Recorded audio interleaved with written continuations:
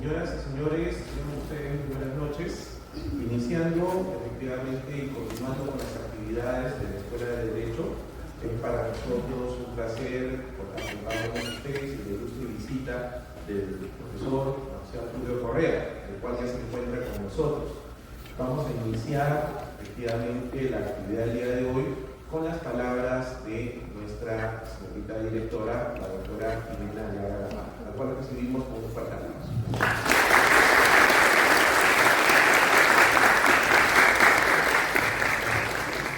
Buenas noches, comunidad académica de la Universidad Privada del Norte, doctor Marcelo Rubio. Bienvenido a la Universidad Privada del Norte. Es para mí un gratísimo honor tenerlo el día de hoy, tanto porque usted es una figura ilustre en el mundo jurídico. Su libro es bibliografía principal del curso de Introducción al Derecho. Tenemos el día hoy presentes estudiantes, sobre todo del primer ciclo, porque cuando nos sentábamos a pensar en los eventos que podíamos ofrecer a nuestros estudiantes, nos dimos cuenta que la mayoría de eventos estaban más destinados a estudiantes de último ciclo, que ya estaban pensando en algún tipo de especialización. Y dijimos, es necesario que nuestros estudiantes de primer ciclo comiencen a tener este tipo de experiencia. Pensamos que la mejor persona para poder brindarles esta oportunidad sería usted, doctor. A título personal, si me permite, el doctor fue profesor mío en la Universidad Católica y estoy segura que van a tener la misma experiencia que tuve yo durante sus clases, que van a quedar aún más enamorados del derecho, y deseo que cada uno de ustedes también saquen el jugo a esto, participen, presten bastante atención, porque es una oportunidad de verlo para todos ustedes. Bienvenido nuevamente, doctor. Un aplauso para el doctor.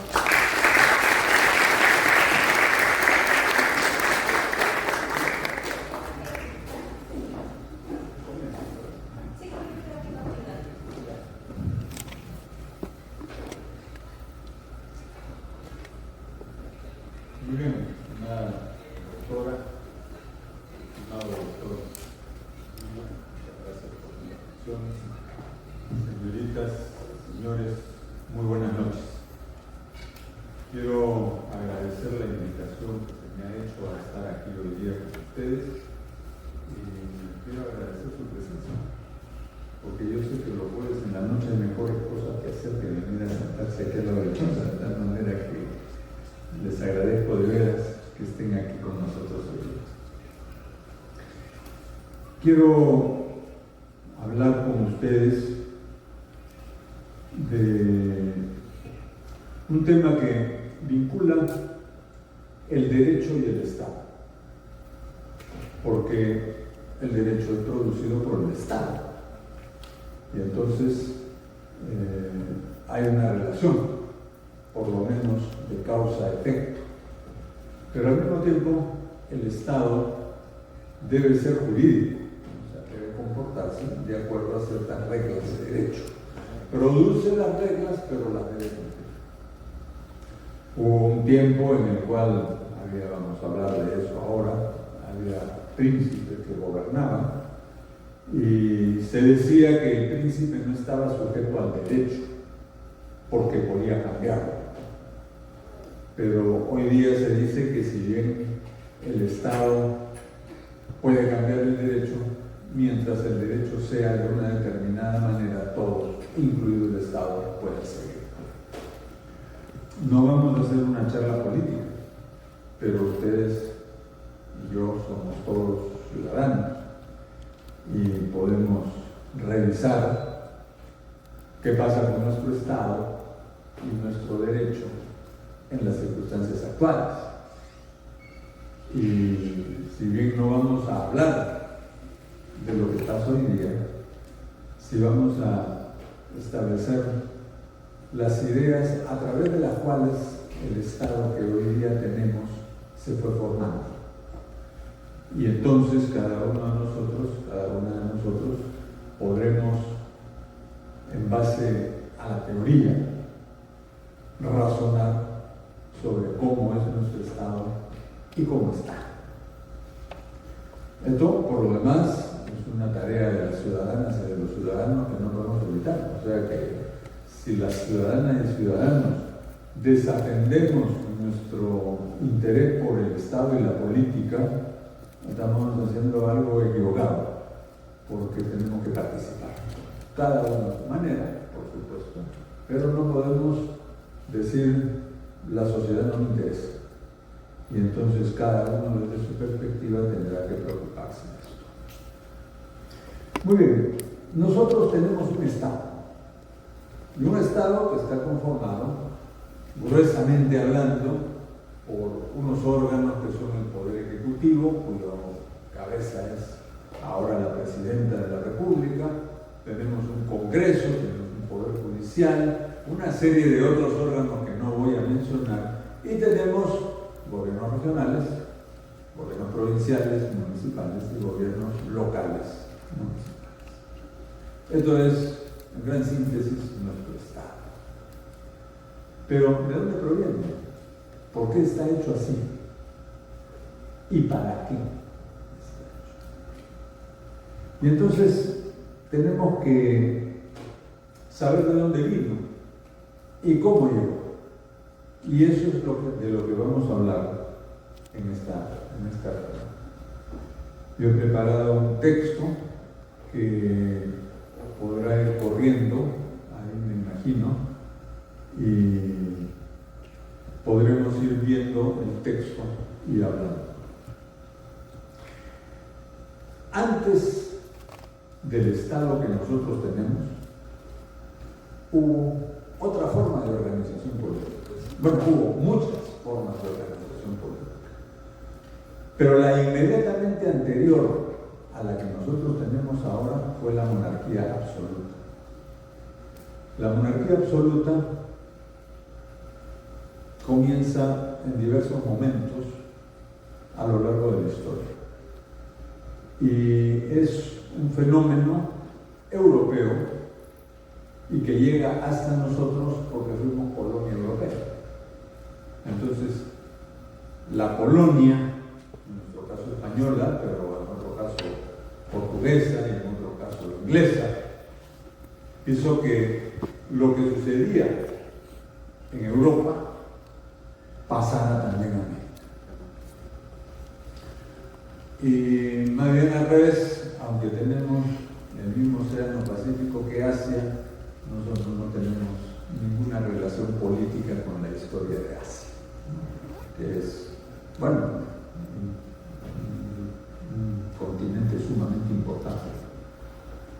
Nuestra historia está vinculada a Europa. Y en Europa hubo monarcas absolutos. Estos monarcas absolutos comienzan en diversos momentos, en diversos países, pero ya Enrique VIII en el siglo XVI y Luis XIV, rey de Francia, en el siglo XVII, o sea, en 1500, en 1600, puede decirse que son monarcas absolutos.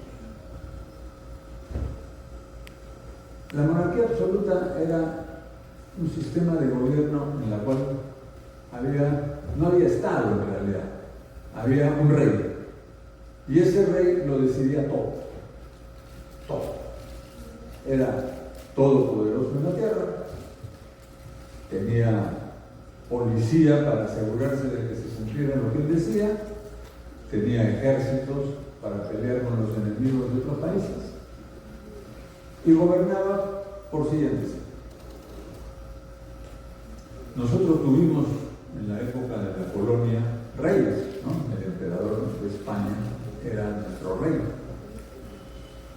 Y se decía rey, por ejemplo, el último, Alfonso VII, se decía Alfonso VII, rey de España y de las colonias, por la gracia de Dios. ¿Qué quería decir esto? Así se decía, que ese rey no respondía ante su pueblo, ni los españoles ni los peruanos, respondía ante Dios cuando se muriera, ¿no? En el juicio que le corresponde, o sea, no respondía ante nadie mientras gobernaba. Y entonces hacía un gobierno un poco para sí y para las gentes que formaban su círculo íntimo, que eran los nobles. En aquella época no éramos todos iguales. La sociedad estaba dividida en nobles y plebeyos. Bueno, esa era una de las divisiones. Había esclavos, había una serie de cosas. Pero no éramos iguales. Y una parte de los nobles era la que se beneficiaba, en pocas palabras, del gobierno del monarca. Y entonces aparecieron, bueno, y todo esto en Europa se legitimaba por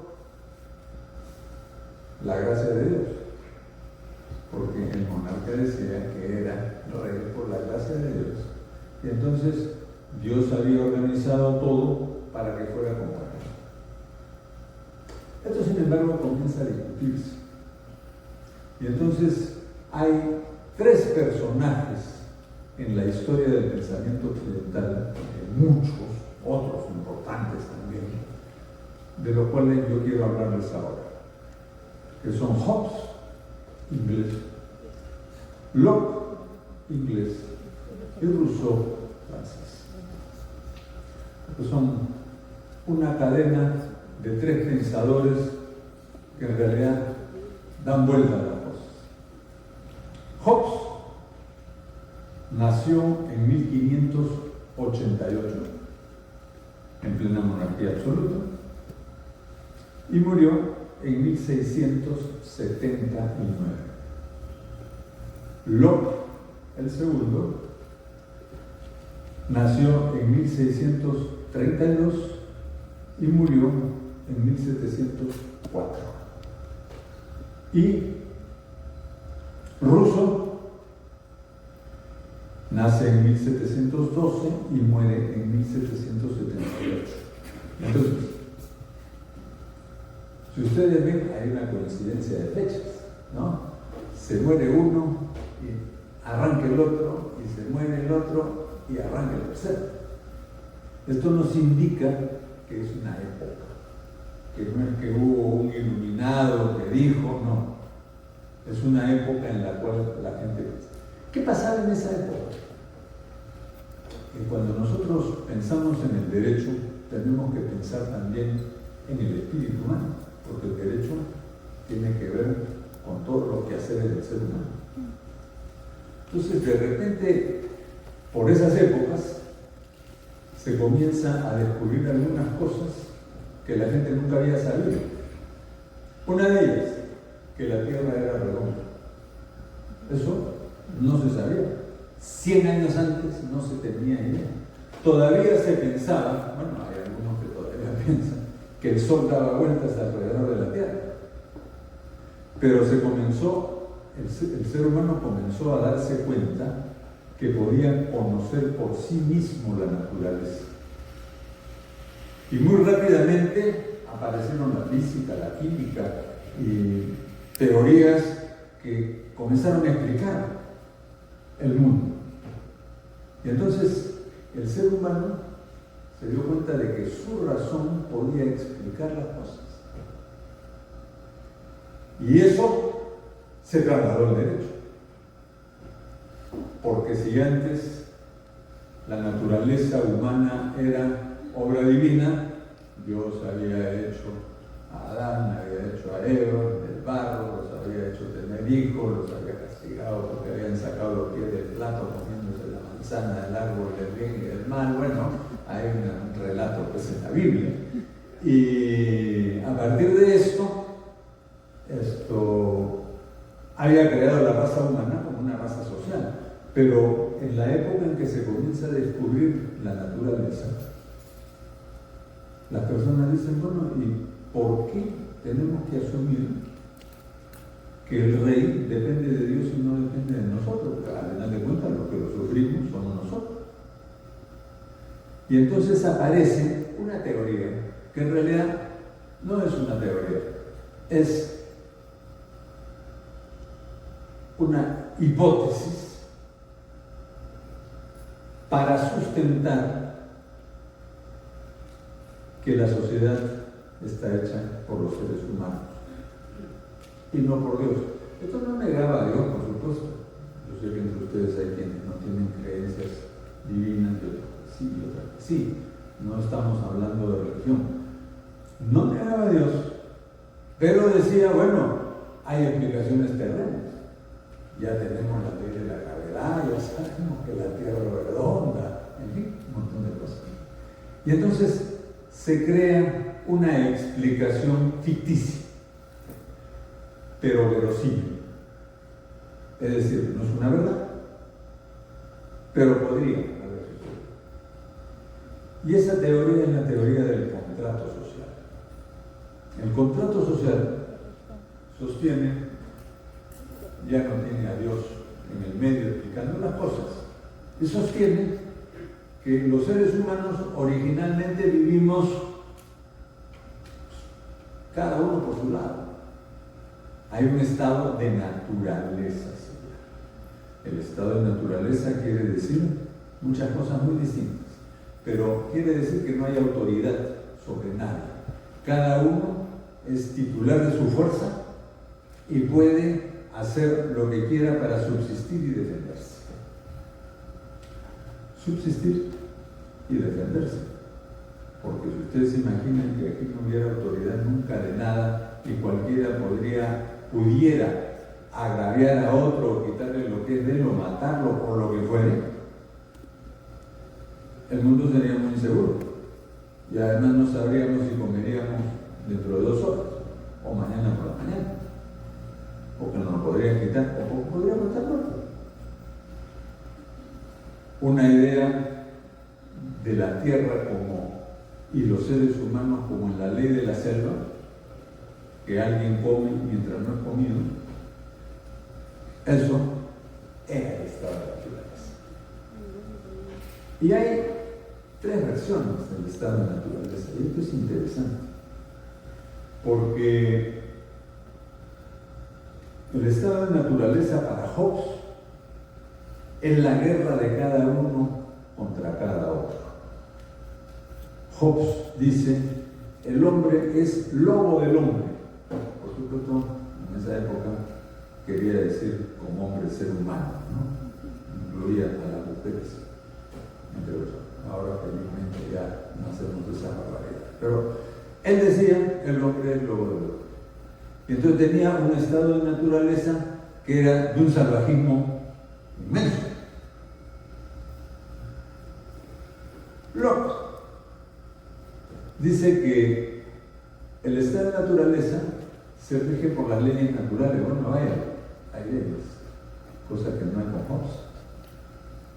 Y entonces, al haber leyes, las leyes se hacen cumplir. Son leyes de la naturaleza.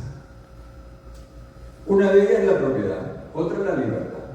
Pero como no hay autoridad, cada ser humano defiende lo suyo, su propiedad, y defiende su libertad de todo lo demás. ¿Cómo? A empeñadas, con piedras, con palos, me imagino, ¿no? No habría muchas más formas de defenderlo en el estado de naturaleza. Y entonces, ¿qué es lo que se quiere? Dice Rousseau, dice Locke, hay que garantizar a todos su libertad y su propiedad. Hobbes había dicho que era una guerra el estado de naturaleza. Locke dijo que era un espacio de libertad y de igualdad y de propiedad, pero donde no había autoridad superior y en definitiva se dependía de la propia fuerza. Y Rousseau dice que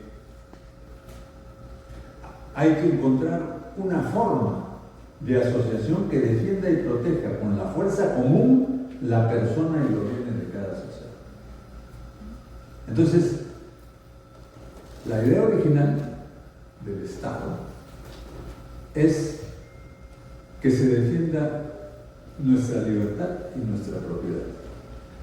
Y en uno de ellos, en Hobbes, esto tiene razones especiales que no podemos ver acá, es que además se busque la seguridad, porque el estado de naturaleza es inseguro. Esta es la primera parte de la teoría del contrato social. Hay un estado de naturaleza y los estados de naturaleza no son iguales para los distintos actores. El segundo paso es el contrato social. Hay que hacer un contrato social para pasar del estado de naturaleza al estado de sociedad. Y Hobbes, ¿cómo ve el que decía que el hombre es lobo del hombre? ¿Cómo ve el contrato social para pasar al estado de sociedad? Dice, es entregar todo el poder a un soberano que establezca la ley y la haga obedecer, con el apoyo de todos. O sea, elegimos a un soberano, él hace la ley da seguridad y la impone con su fuerza. Hobbes tiene una idea sombría de la naturaleza humana y además es partidario de un régimen autoritario. Y entonces Hobbes defiende, en otras palabras, el poder que tenía el monarca absoluto, ¿sí? Ese poder propio de él y de su clase social. Locke dice que se trata de que siempre que cualquier número de hombres esté así unido en sociedad de tal modo que cada uno de ellos haya renunciado a su poder ejecutivo de ley natural y lo haya cedido al poder público, entonces y solo entonces tendremos una sociedad política y civil.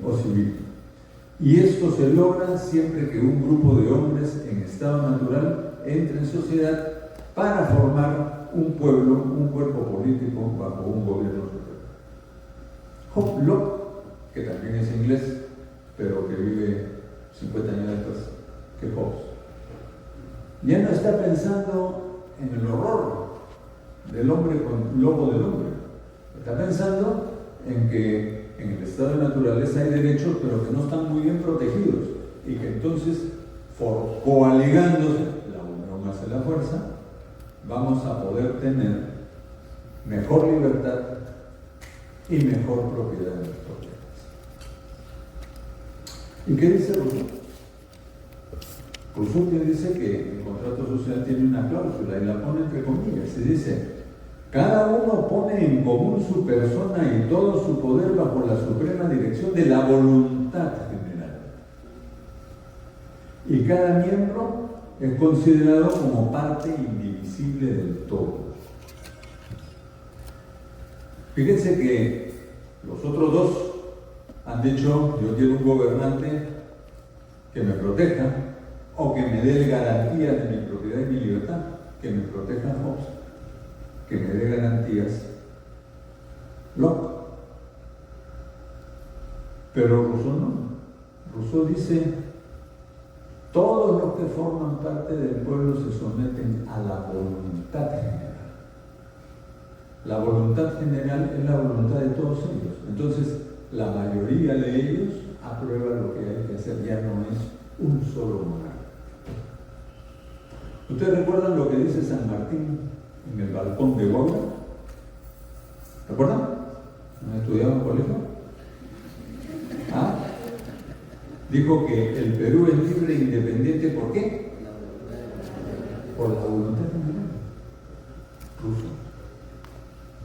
Rousseau.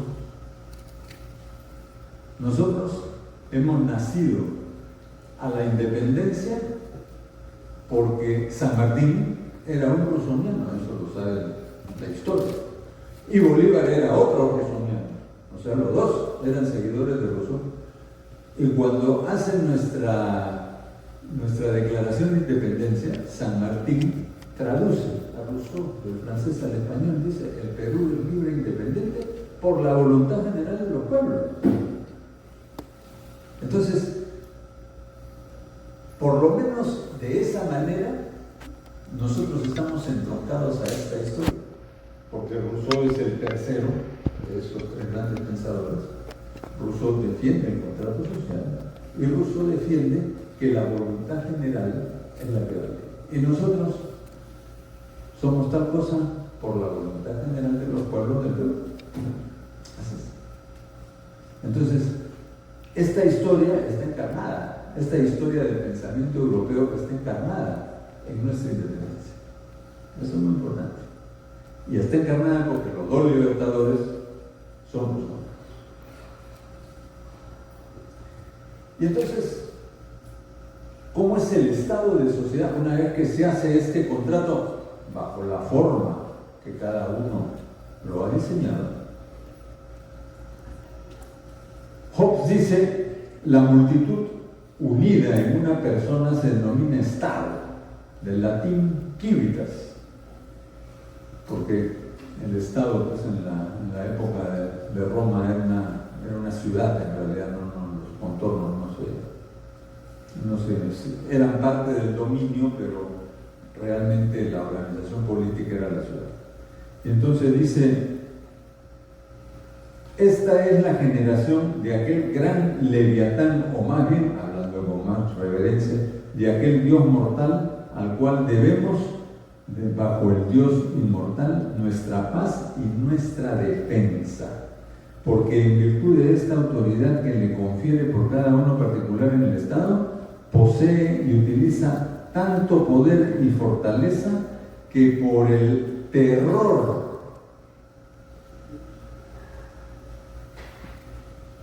que implica es capaz de conformar las voluntades de todos ellos para la paz en su propio país y para la mutua ayuda contra los enemigos y el extranjero.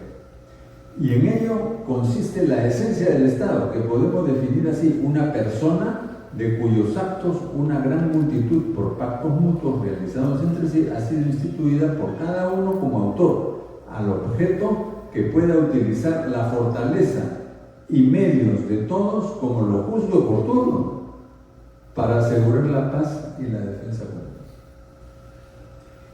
Hobbes sale de la tiniebla, ¿no? Si ustedes se dan cuenta, viene de un estado de naturaleza horrible, pacta que haya una autoridad que ponga orden por sí misma, con todo el poder de todos, se pacta el contrato y entonces aparece este Leviatán. El Leviatán es un monstruo que existe en la Biblia, que destrozaba barcos a coletazos, ¿no? Y entonces, pero le dice Leviatán porque es un monstruo poderoso. Y de lo que se trata en Hobbes es de solucionar la guerra del estado de naturaleza con una autoridad que con el terror de la fuerza, lo dice textualmente, ¿no? Con el terror de la fuerza impida que los demás violen los derechos de cada uno.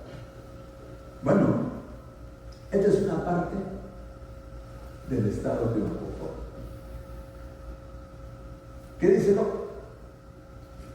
Dice,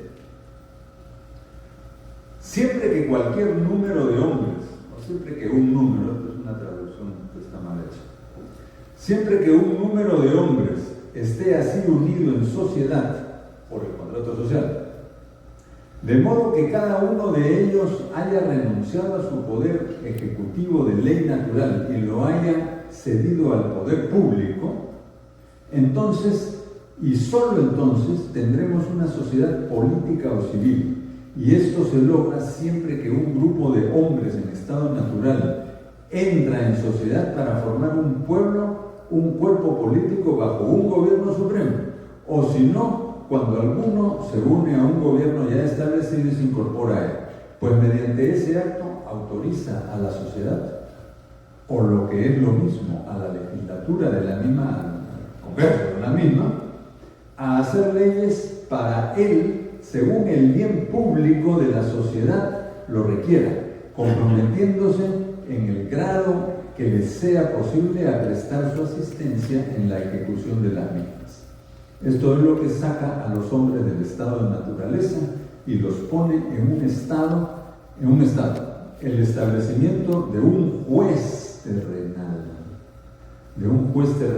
ya no Dios, sino el juez terrenal, con autoridad para decidir todas las controversias y para castigar las injurias que puedan afectar a cualquier miembro del Estado y dicho juez en la legislatura o el magistrado nombrado por él. Locke, siempre pensando que había derechos en el estado de naturaleza pero que eran inseguros, pide pasar al estado de sociedad para que haya una autoridad, pero no que por terror, ¿eh? Se dan cuenta que hay un tratamiento distinto del tema. Para Locke es porque esa persona sabiamente va a resolver los problemas que tienen los unos con los otros y va a pacificar la sociedad y facilitar el uso, en definitiva, de la libertad y de la paz. ¿Y qué dice Rousseau? Rousseau dice: la primera y más importante consecuencia de los principios establecidos es la de que la voluntad general puede únicamente dirigir las fuerzas del Estado de acuerdo con los fines de su institución, que es el bien común. El bien común no ha aparecido en los otros, pero sí aparece en los otros. Pues si la oposición de los intereses particulares ha hecho necesario el establecimiento de sociedades, la conformidad de esos mismos intereses es lo que ha hecho posible su existencia. Lo que hay de común en esos intereses es lo que constituye el vínculo social, porque si no hubiera un punto en el que todos concordasen, ninguna sociedad podría existir. Y con esto queda constituida la sociedad política. Entonces, fíjense ustedes, estos pensadores supusieron, hicieron una alegoría, ¿no? O sea, un cuento, ¿no? Verosímil.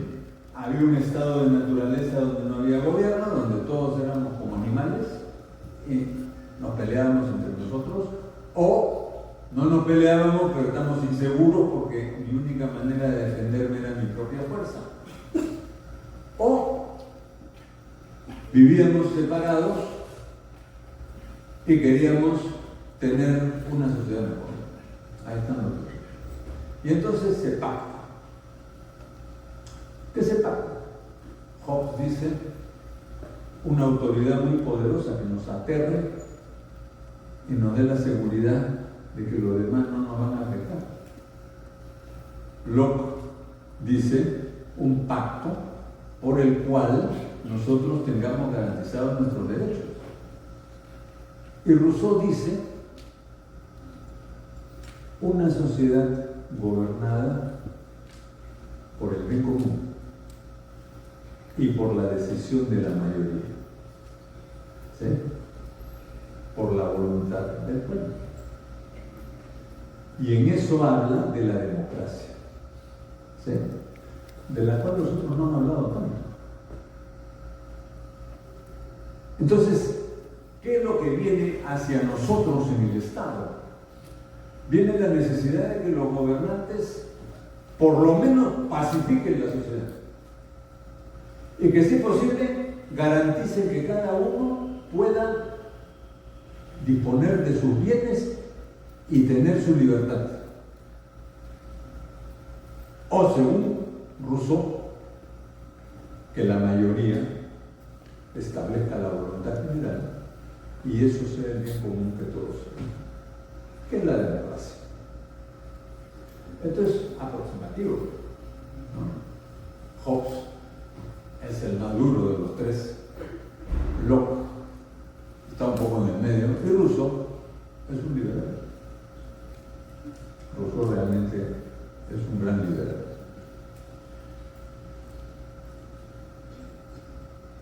Hay un elemento adicional que aparece en los Estados Unidos de Norteamérica, que es la representación. Porque Rousseau niega la representación, dice: cada uno de los que forma el pueblo tiene una parte proporcional del poder, porque ha entregado su poder, pero él mantiene un quebrado igual al de los otros demás. Si son 20 tiene un veinteavo, si son 100 tiene un centésimo, y si son 5 tiene un quinto. Pero el poder no es 5 quintos, sino es un solo poder con 5 que lo deciden por mayoría, obviamente, ¿no? Y entonces, eso es la democracia. Los norteamericanos, que hicieron una revolución, aunque no parezca, los norteamericanos están contra todas las revoluciones que hay en el mundo, pero ellos también hicieron su revolución, originalmente contra el monarca inglés. Y si ustedes alguna vez tienen oportunidad de ver qué le dijeron al monarca inglés en su acta de independencia, valdría la pena que se la lean, la pueden buscar en internet, porque al rey de Inglaterra le dicen barbaridades los señores de los Estados Unidos de Norteamérica. Bueno, hicieron eso. Pero era un país muy grande. De hecho, ya el Perú, Argentina eran países grandes, pero los Estados Unidos era un país muy grande. No se podía llegar al oeste. Ustedes saben que se comenzó a llegar cuando llegó el tren, porque irse a caballo como de aquí a Buenos Aires, más o menos. No se llegaba del este al oeste. Entonces fue el tren, con la velocidad que ponía para viajar, el que permitió que se conquistara el lejano oeste.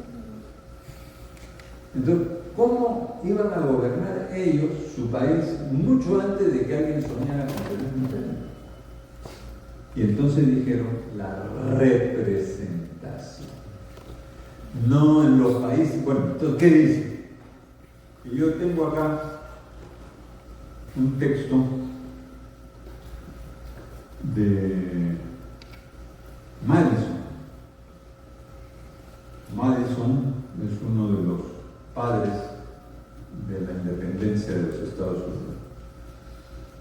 Habla de la representación y dice: hay democracia y república. ¿Y cuáles son las diferencias? La primera diferencia es que en la segunda, o sea, en la república, se delega la facultad de gobierno en un pequeño número de ciudadanos elegidos por el resto. Esa es la primera diferencia entre república y democracia. En la democracia son todos los que deciden. En la república son a los que son, ¿no? En la república dice no, todos eligen algunos que son los que deciden. Y la segunda diferencia es que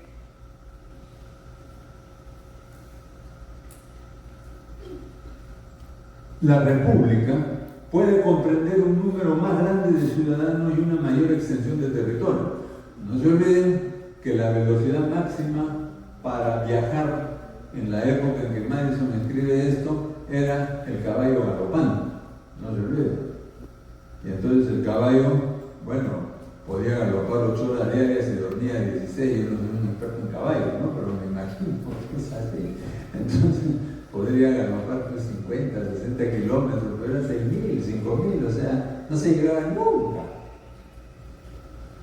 A través de desiertos donde el caballo tenía que comer, pero ellos, los jinetes también, o sea, era un viaje imposible pensarlo sistemáticamente. Nosotros estamos acostumbrados a pensar los Estados Unidos con sus aviones, sus helicópteros, pero los Estados Unidos de 1800 algo eran unos Estados Unidos de a pie, ¿no? Entonces, hacer de los Estados Unidos era una idea muy difícil.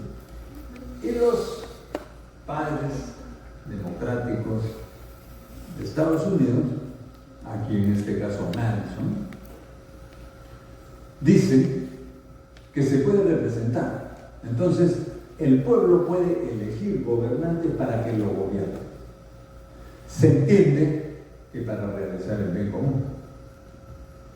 Y entonces, de esta manera, nosotros tenemos conformado un Estado contemporáneo. El grupo escogido de ciudadanos, dice Madison, cuya prudencia puede discernir mejor el verdadero interés de su país y cuyo patriotismo y amor a la justicia no estará dispuesto al sacrificarlo, aún consideraciones parciales de orden temporal. Con este sistema es muy posible que la voz pública expresada por los representantes del pueblo esté más en consonancia con el bien público que si la expresara el pueblo convocado a este fin, obviamente en un referéndum. Esto ha estado pasando ahí, ¿no es cierto?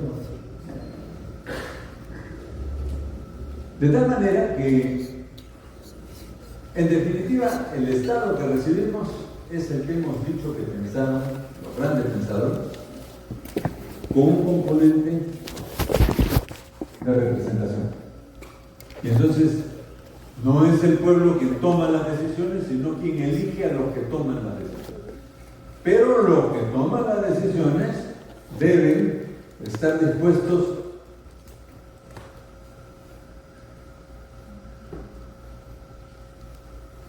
a estar en consonancia con el bien público, ¿sí? Y con sabiduría. Muy bien. Estas ideas se pusieron en ejecución en Europa y en América a través de revoluciones.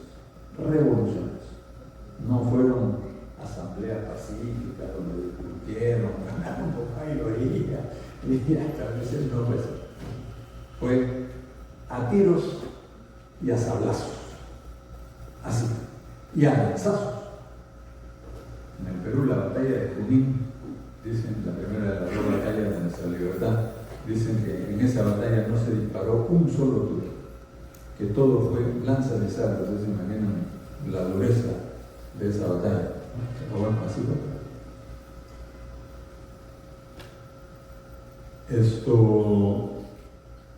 Y se hizo no por etapas, no son etapas, pero se hizo en 3 momentos sucesivos. El primer momento es Inglaterra en 1688. En Inglaterra de 1688 hay un pleito muy fuerte entre el pueblo inglés y su monarca. Y entonces el monarca era un monarca totalitario y no quería dar libertades al pueblo, y entonces el pueblo peleó. El parlamento que representaba al pueblo, la idea de representación, peleó con el rey, lo derrotó y lo mandó a vivir a París. Porque le ganó en la guerra, ¿no? En la batalla. Y entonces el rey James II, ahora tenemos Charles II, ¿no? Pero James II, que es de esa época, de 1680 y 8, Jacobo, bueno, James y Jacobo, el último rey es Jacobo II. Y entonces Jacobo II tiene que irse a vivir a Francia como rey desterrado. Y así muere. Y entonces el parlamento inglés se da cuenta que tiene el poder, pero que no puede manejarlo, porque no puede manejar una asamblea el poder de todo el Estado. ¿A ustedes les suena qué está pasando en el Perú? Ya vamos a llegar.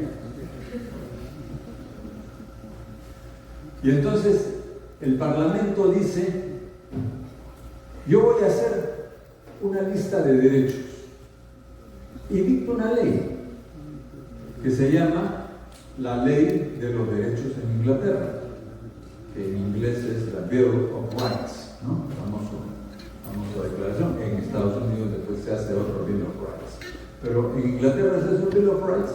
Y entonces el Parlamento británico en 1688 dice: a ver, ¿quién quiere gobernarme obedeciendo este Bill of Rights? O sea, cumpliendo con los derechos del pueblo. Esto era una blasfemia cívica, porque En esos países había monarcas absolutos. Y en el primero que había habido monarcas absolutos era precisamente en Inglaterra. Entonces, nadie creyó que eso iba a ser posible. Pero en Holanda había una reina María, casada con un rey Guillermo, a quien a la historia ha pasado como Guillermo de Orange. Orange es la naranja, ¿no? Ustedes saben que la camiseta de Holanda es la naranja, la camiseta naranja, ¿no? Porque es el color de la monarquía de Holanda. Y entonces, William of Orange, Guillermo de Orange, Guillermo de la naranja, pero así suena muy feo, mejor decirle Guillermo de Orange, dijo, yo juro. Y la reina María, su esposa, dijo, yo también. María era hija del rey al que habían votado a Francia, Jacobo II. Entonces la hija y su marido sustituyeron al rey, al suegro y al papá, respectivamente, y se establecieron como monarcas. Pero ya no eran monarcas absolutos porque le obedecían al parlamento. ¿Me explico? Le obedecían al parlamento. ¿Esto está claro? Ya. Y este es un cambio así. Y ahí se establece lo que se denomina en adelante la monarquía constitucional. Un monarca que obedece una constitución. Porque además del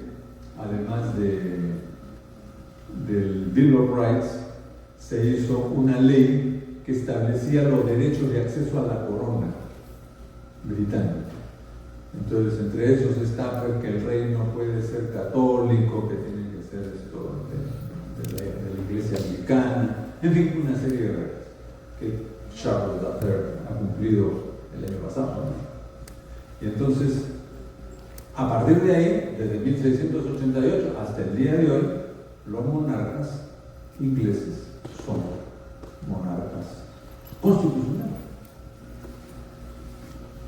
En Francia, la historia no ocurrió en 1688, sino en 1789. Fue una revolución que duró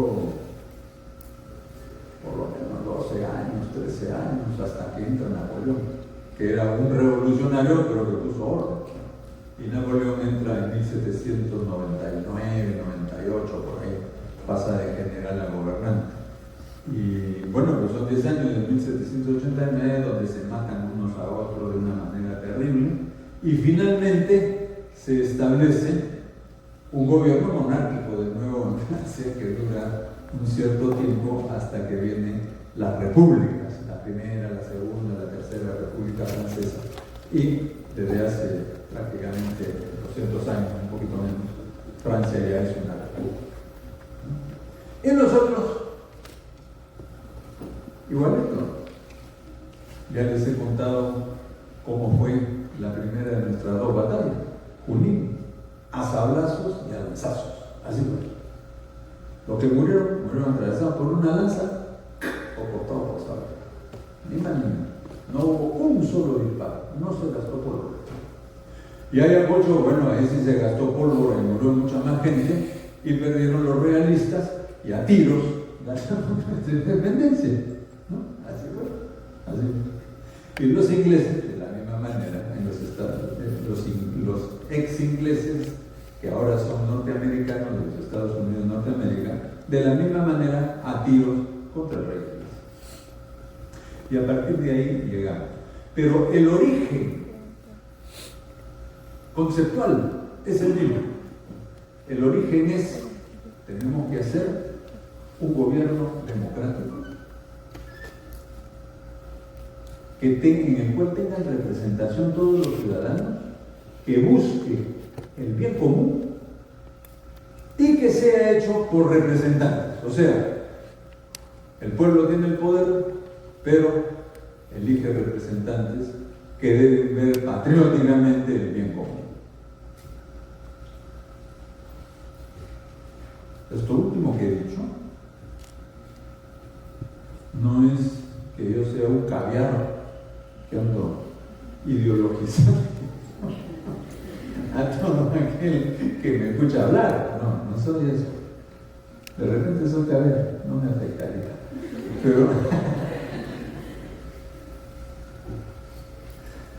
Pero no es eso, es lo que se desprende de la historia. Eso es lo importante. Porque nosotros como universitarios tenemos que conocer la historia de las ideas y saber a partir de la historia de las ideas qué es lo que debe pasar y qué tenemos que hacer. Esto es muy importante. La diferencia entre un ciudadano que no estudia en la universidad y uno que estudia en la universidad y que estudia Derecho, estamos entre gente de Derecho, ¿no?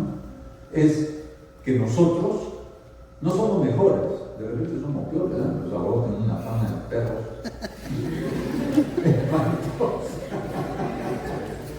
Los peores chistes profesionales son de los... El otro día me contaron un chiste que a mí me parece muy bueno. Dice que las expresiones dependen de la profesión que tienes. Raro, ¿no?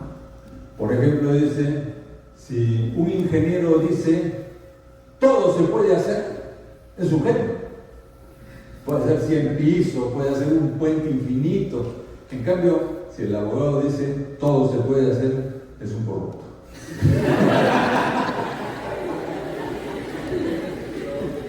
Tienes razón, ¿eh? Tienes razón. El chiste tiene un fondo de verdad. Todos los días se aprende, yo lo aprendí hace poco. Y efectivamente, nunca voy a decir todo se puede. Usted tampoco. Muy bien. Ahora, somos ciudadanos del Perú. Aquí nadie está sin DNI. Nadie, ya todos tenemos DNI, ¿no? De mayores de 18. Ya. Nosotros somos ciudadanos. Somos parte de esa voluntad común. ¿Ya? Y por lo tanto, tenemos que preocuparnos, según la teoría que dicen las cosas que se estudian en la universidad. Si ustedes no creen en esa teoría, tienen el derecho de refundarla y de hacer una teoría alternativa. Pero mientras no, nosotros tenemos que el gobierno debe ser un gobierno por el bien común y que los representantes deben estar alineados con el pueblo que los elige para el bien común. Y en el Perú tenemos una turbulencia política desde hace 8 años, ¿no? Desde el 2016, donde entra un presidente, cae un presidente, entra un congreso, sale un congreso, entra otro congreso, y cada uno trata de no sé si hacer el bien común, no sé, yo tengo mis dudas, pero como de repente soy caviar, no voy a decir. Pero ustedes que no son caviares, tienen que pensar, porque somos ciudadanos, y llegar a una conclusión madurada en base a lo que debe ser el Estado. La tarea de una ciudadana, de un ciudadano que ha estudiado estas cosas, requiere mucha mayor exigencia de conducta que la de que no las ha estudiado. Como el que no las ha estudiado no sabe, pero nosotros sí sabemos. Entonces, no creo que yo deba decir nada más sobre la política peruana, pero sí lo que he dicho sobre ustedes, ciudadanas y ciudadanos. Tenemos que tener las luces de la historia, de la política, de la teoría, y con eso tratar de contribuir a un Estado mejor. Muchas gracias.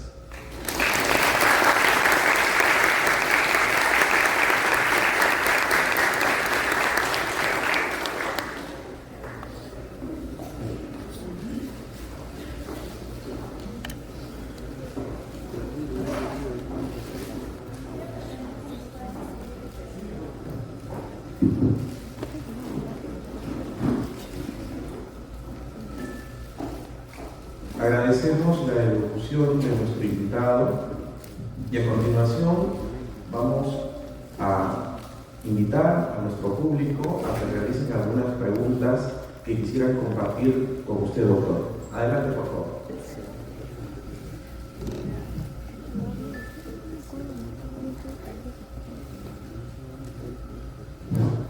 Buenas noches, ¿qué tal, doctor?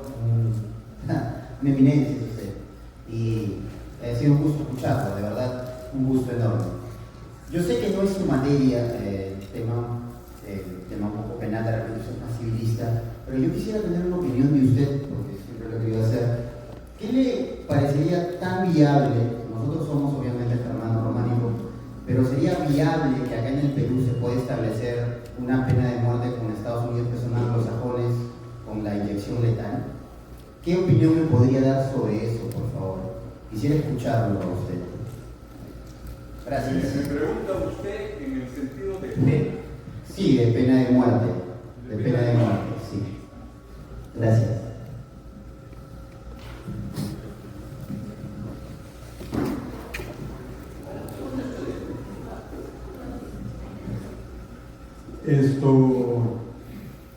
Yo particularmente soy contrario a la pena de muerte. Una convicción personal que puede estar equivocada, ¿no? Ahora, yo considero que en el Perú, desgraciadamente, el tema penal es un tema mal manejado porque todos suponemos que la cárcel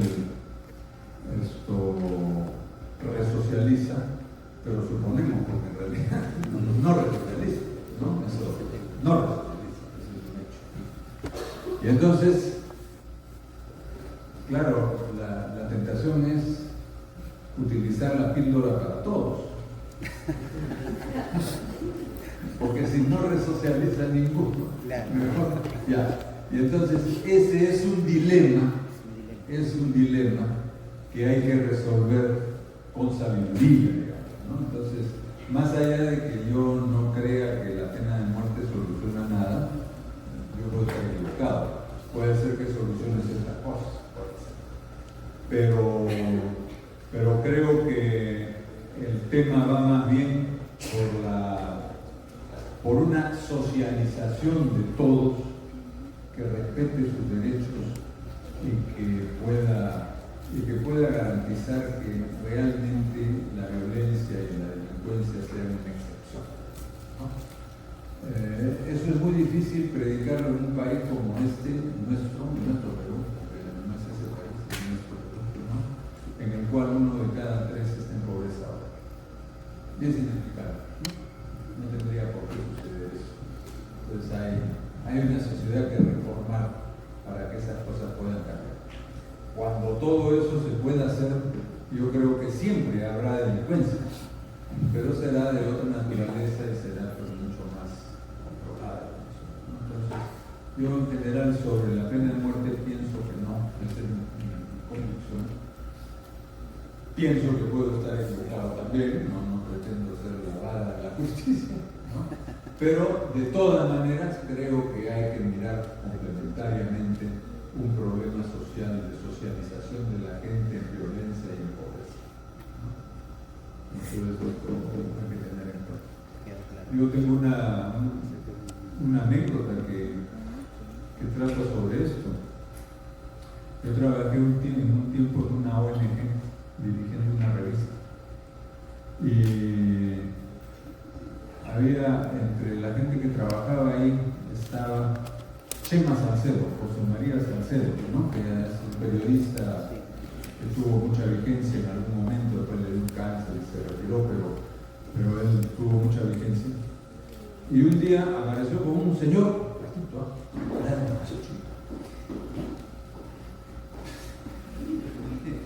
oye, ¿quién es ese señor? Así tan particular. Entonces me contó en pocas palabras que era un señor que había inventado en el Perú el asalto a metralleta en el año 62, que tenía unos cuantos muertos a cuestas y que lo habían metido 25 años a la cárcel. Y ese se regeneró. Bueno, vamos a ver. Y entonces tuvo una iglesia que entró, los atendió y llegó a la conclusión de que su vida estaba mal. O sea, realmente se resocializó, ¿no? Y entonces, ¿y cómo lo has encontrado? Bueno, me dijo, porque estaba vendiendo ahí, no sé, chicles. Y yo le dije, mira amigo, no, yo no como esas cosas. Estaba él sentado, Chema Salcedo, tomando un café. Y entonces le dijo, pero le invito usted a tomar desayuno, no al... Y después le dijo, bueno, venga conmigo. Y se lo llevó a la ONG. Y me dijo, oye Marcial, ¿qué te parece si yo le hago una entrevista sobre su vida en la casa? Y la publicamos en la revista. En una revista que algunas personas mayores tal vez conozcan, se llamaba ¿Qué hacer? En alguna época tuvo una resonancia. Y entonces, y le pagamos por $500, porque hay que ayudarlo. Esto es una colaboración. $500 era muy buena pista, en ese entonces. Entonces, bueno, le dijimos ya. Y entonces este hombre contó su vida de la cárcel. Bueno, ese número de que hacer hubo que reventarlo como 5 veces. Y finalmente salió una película a raíz de eso que este señor había contado, que se llamó La Gringa. La Gringa, porque era su apodo. Su apodo del crimen era La Gringa. Él era La Gringa. Pero no era homosexual, sino que no sé por qué era su apodo. Y entonces, bueno, llegó el momento de cobrar los $500. Y en esa época le dimos un cheque. Entonces, esto muy bien, todo cobraba de flequines, ¿no? Había más. Y entonces, desde Portugal, le dice a José, me cuenta José María Salcedo, le dice don Chema le dice, acompáñeme al banco a cobrar. Y Chema me dice, pucha, me puso de dar humor, porque yo tenía que hacer una cosa urgente y no podía. Bueno, ya, vamos. Dice, desde que entré y lo vi en la cola me di cuenta que había ido por gusto. Porque endosó, llegó a la ventanilla, cobró, entregó el cheque, contó su dinero, saludó y se vino. Entonces yo medio molesto le dije, oiga, Portugal, ya ves que yo no necesitaba venir acá. Portugal le dijo, don Chema, su compañía conmigo es muy importante porque esta es la primera vez que saco plata de un banco por la ventanilla.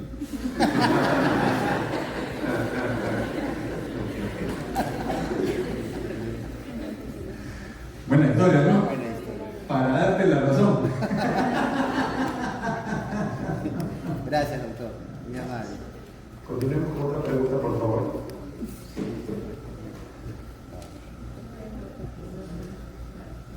Buenas noches, doctores, señores todos. Mi pregunta es la siguiente.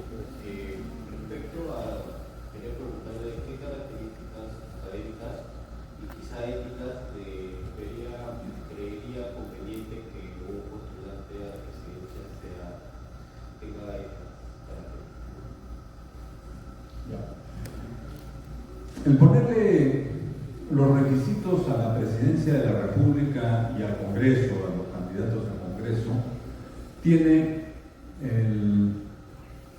la complicación de que si nosotros le podemos ser doctor en Derecho, bueno, muy bien, primero estamos haciendo que solo unos poquitos puedan ir, ¿no es cierto?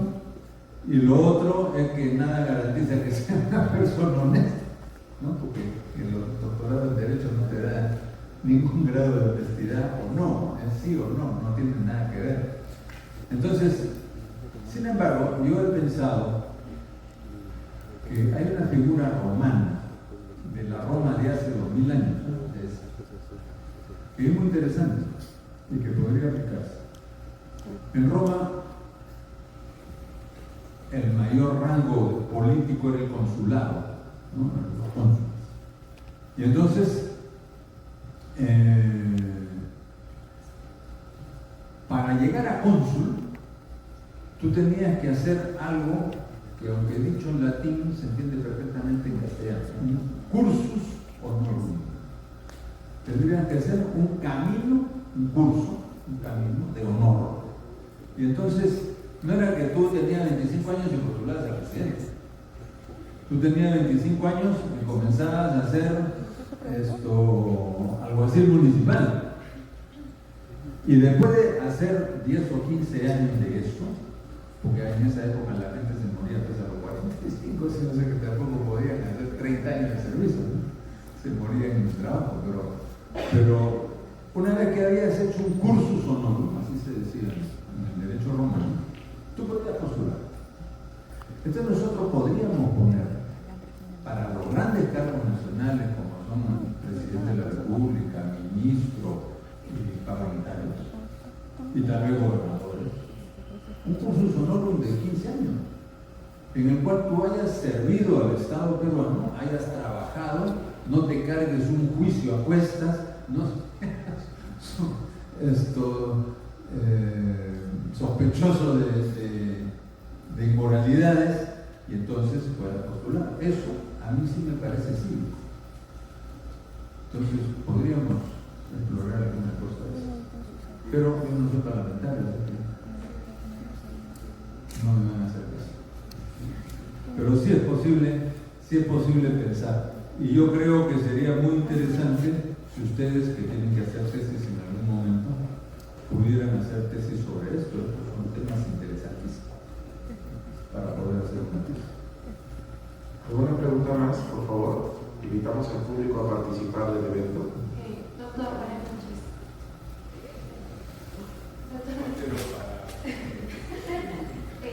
Teniendo en cuenta su docente, usted ejerce la docencia y es ex-ministro de Educación, me gustaría saber su opinión acerca de la eutanasia, si me permitiera. ¿Acerca de qué? Sobre la eutanasia. Sobre la eutanasia.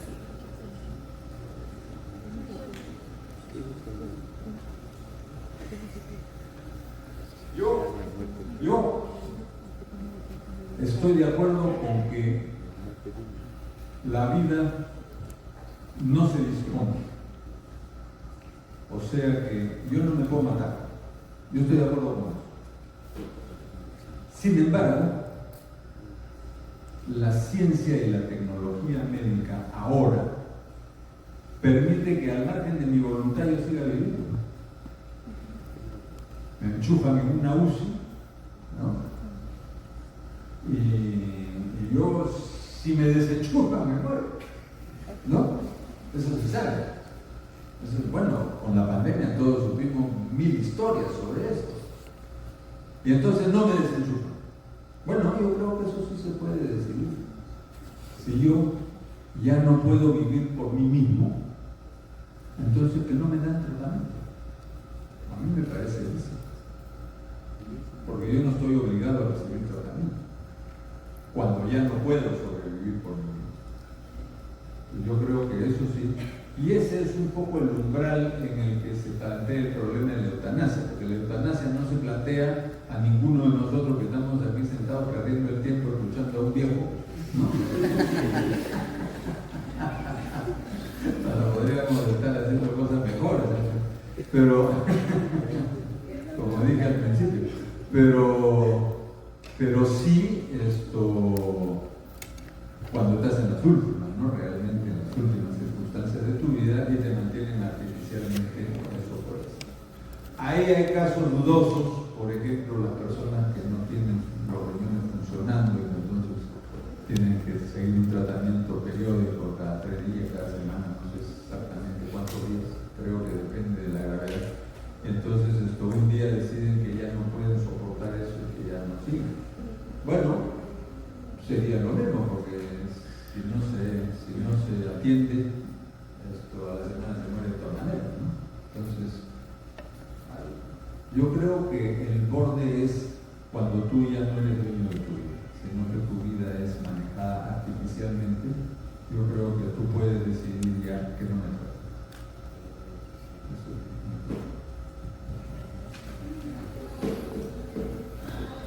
Una última pregunta, por favor, para nuestro invitado. Sí, buenas noches. Primero, felicitarlo por su ponencia,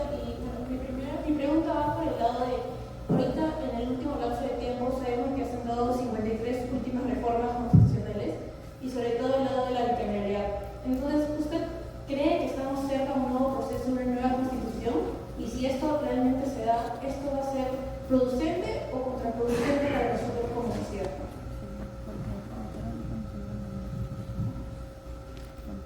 Bueno, yo tengo una opinión sobre eso, te digo.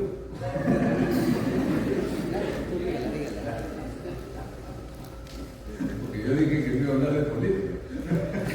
Me están fusilando. Bueno, yo creo que las reformas políticas, las reformas constitucionales que se han hecho en el periodo de los últimos 3 o 4 años han sido muy malas. Porque han llevado a una situación que todos vemos. Y es que ahora el Congreso es una asamblea todopoderosa. Y ya no puede con ella nadie.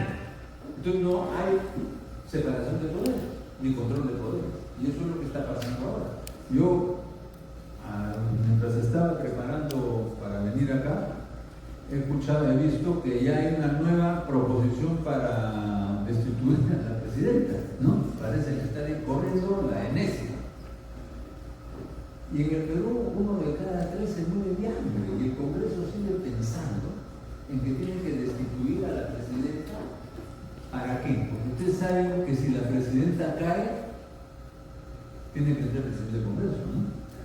¿Ya? Entonces, ¿será para eso? Yo no sé, pero no me gusta. Yo creo que lo que debería haber, en todo caso, es un pacto de elecciones adelantadas, donde renuncia a medio, una modificación constitucional que dice hay elecciones para renovar el Parlamento y presidencia dentro de 4 meses. Pero para eso hay que ser desinteresado. Y no está funcionando. Entonces quiere decir que hay intereses. Bueno, yo no quería hablar de política, pero la señorita me puso una pistola. Y no tengo problema en responder. Entonces yo creo que las cosas van por mal camino y que debería haber una reforma constitucional seria y que para eso deberíamos ser convocados a una asamblea constituyente para que establezca maduramente, con tiempo, porque en este país tampoco se puede hacer una constitución en 2 meses. Yo estoy participando en mi facultad de Derecho en un grupo de profesores que estamos haciendo un proyecto de constitución. Comenzamos en enero del año pasado, todavía no acabamos. Es difícil, es difícil. Entonces, ¿cómo será pues hacer una asamblea constituyente? No sé, 100 personas, 200 personas, que son algunos abogados y los otros no. Entonces no han estudiado estas cosas, debe ser tremendo, ¿no? Entonces tiene que ser una asamblea que tenga tiempo y tranquilidad para hacer las cosas bien. Esa es mi opinión. Debería haber una asamblea constituyente nombrada por el Congreso del Poder Ejecutivo con un acuerdo convocado por el Congreso del Poder Ejecutivo para que se haga un movimiento constituyente. Esa es mi opinión. Una última pregunta, por favor. Adelante. Muchas gracias, doctor. Agradecido por la ponencia del día de hoy. Mi pregunta va por lo siguiente. En su libro del sistema jurídico se habla de la jurisprudencia como una fuente de derecho y asimismo la jurisdicción también. Entonces, la coyuntura sociopolítica en nuestro país, vemos que se está judicializando la política y se está politizando la justicia al mismo tiempo. Creo que, diferentes órganos competenciales están emitiendo sentencias o resoluciones que generan un precedente nuevo, más que nada en el tema competencial entre poderes, legislativo, ejecutivo y judicial. ¿Usted cree que se está vulnerando el concepto y o definición justamente de jurisprudencia, de jurisdicción o de derecho competencial también? ¿De derecho competencial en qué sentido? Perdón, me refería a la competencia que tiene, por ejemplo, el Tribunal Constitucional en emitir en temas de legislativo o viceversa. Yo creo que políticamente quien ha patinado hasta el fondo es el Tribunal Constitucional, porque es el único que emite jurisprudencia sobre asuntos políticos, que son los conflictos de atribuciones, el proceso competencial, ¿no? ese proceso ha llevado a que el tribunal le dé la razón en todo lo que podía darle y lo que no podía darle al Congreso. Esa es mi opinión, porque no le ha dicho que no en nada. Y entonces ha impedido, ya de hecho ha impedido que se pueda disolver el Congreso. Esa medida no se puede tomar porque si el Congreso no dice que no acepta la propuesta del Ejecutivo, entonces no puede ser disuelto. O sea, depende del Congreso. Y esa no es la idea, eso es anticonstitucional. La idea es que es el Poder Ejecutivo el que decide cuándo disuelve el Congreso y decide finalmente ese conflicto el pueblo con su votación. Así es en todos los países del mundo. Aquí no, aquí el Congreso tiene que decir que sí, que lo pueden disolver. Mejor, ¿no? Y así como eso, hay otras cosas. El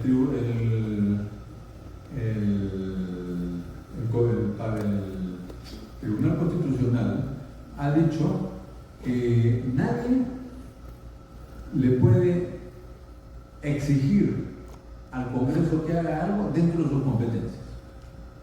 Exigir. Y entonces nadie le puede exigir que dicte una ley, ni que elija a fulano en vez de a sultano o a fulana en vez de sultana. Entonces puede hacer lo que le da la gana. ¿Se explicó? Sin que nadie se pueda. Entonces, ese órgano es como el rey absoluto del que hablábamos. Y de hecho, así se está comportando el Congreso. Lo que pasa es que, como son bancadas, no siempre logran la mayoría. Pero si tuvieran una mayoría ya armada y establecida, estarían poniendo patas arriba el país, sin duda. Entonces, yo creo que las modificaciones electorales constitucionales que se ha dado en los últimos 2 o 3 años son enormemente negativas y que un nuevo tribunal constitucional debería desandar esas sentencias que se han dictado. Muchas gracias. Continuando con el programa, invitamos a nuestra señora directora de carrera, la doctora Jimena Leaga, para que haga entrega de los presentes a nuestro invitado y para las respectivas fotos protocolares de esta actividad.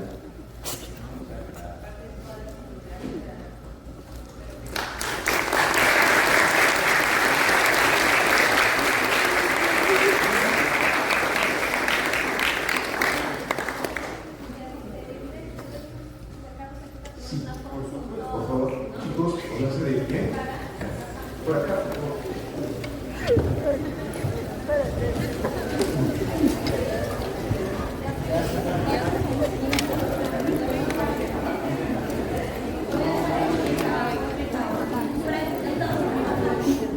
A ver, manténganse en su sitio, por favor. Igual, Oye, ¿han visto que la primera?